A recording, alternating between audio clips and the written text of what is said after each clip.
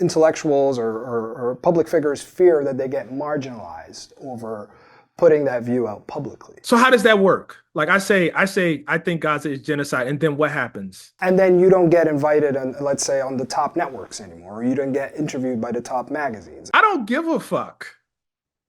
Like I really like, I love, like, obviously I like being honored. I like that people like my work. I like that I get invited on those networks to make those cases. But like at the end of the day, I close up my computer.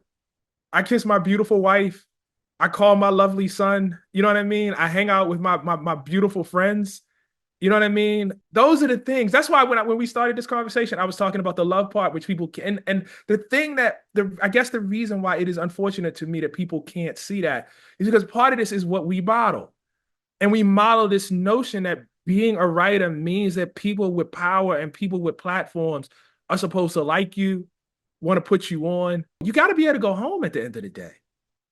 You know what I mean? Like your kids, your family, they have to be able to look at you and respect you as a human being and as a person and as a writer. And so if you're out here dancing because, you know, you might not get back invited on some network somewhere. I mean, I don't know what it was all for. I don't know why write. There are a lot of other ways where you can be more respected and, you know, become a lot wealthier than this. The point that I was trying to make is I think that's the position that a lot of Palestinians and pro-Palestinian voices find themselves in. Is yes, that even if they get invited, even if they do get invited on the top networks, it's always in limited doses, because at the end of the day, they're not really finding an audience for what they have to say, or the networks don't necessarily like what they have to offer. Yeah. And I feel like it's like you acquire an amount of capital. You know, but what was it for? Like, what is it? What do you want to use? And I take your point. I don't want to be dismissive of what you're saying. There was a certain amount of career capital that allows me to go certain places and say certain things, right? But why did I acquire that capital? You know what I mean? Like, did I acquire that capital simply to go to those places? Or did I acquire that capital to deliver a message when I'm there?